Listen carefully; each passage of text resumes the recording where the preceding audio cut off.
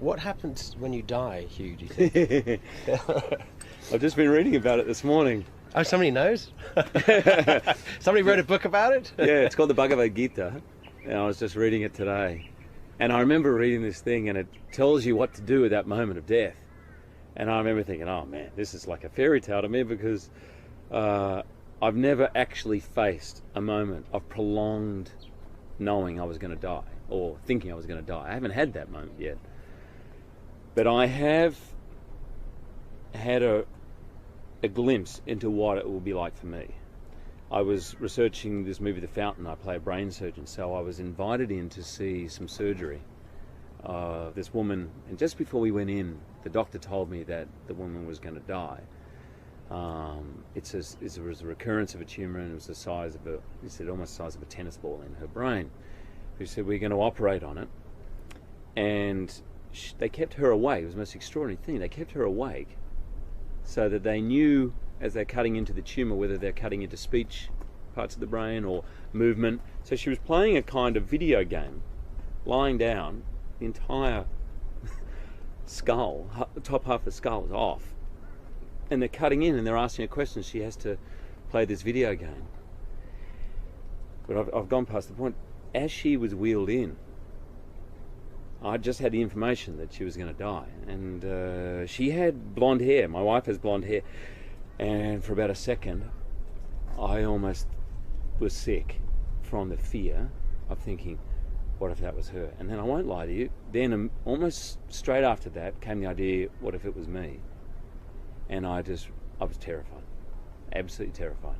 Because bottom line is, for all the work you might do in your life to prepare for that moment, I realised I was miles off it, miles off being ready.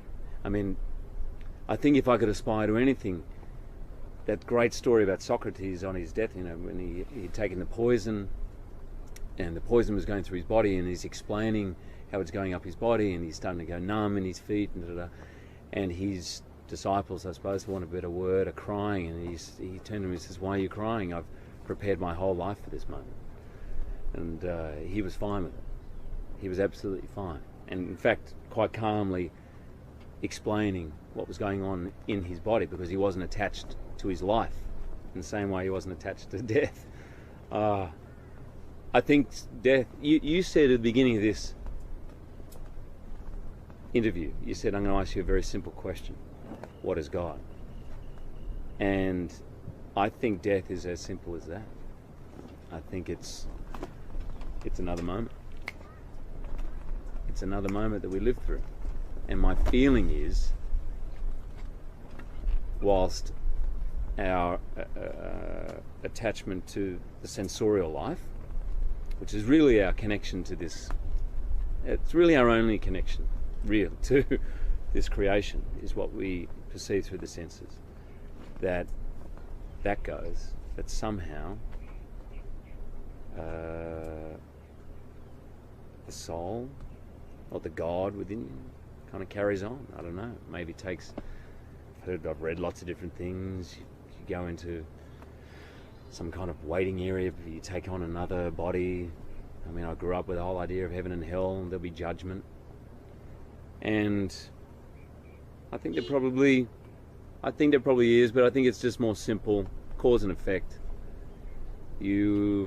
Whatever happens beyond death will be due to what's been going on in your mind at that moment of dying.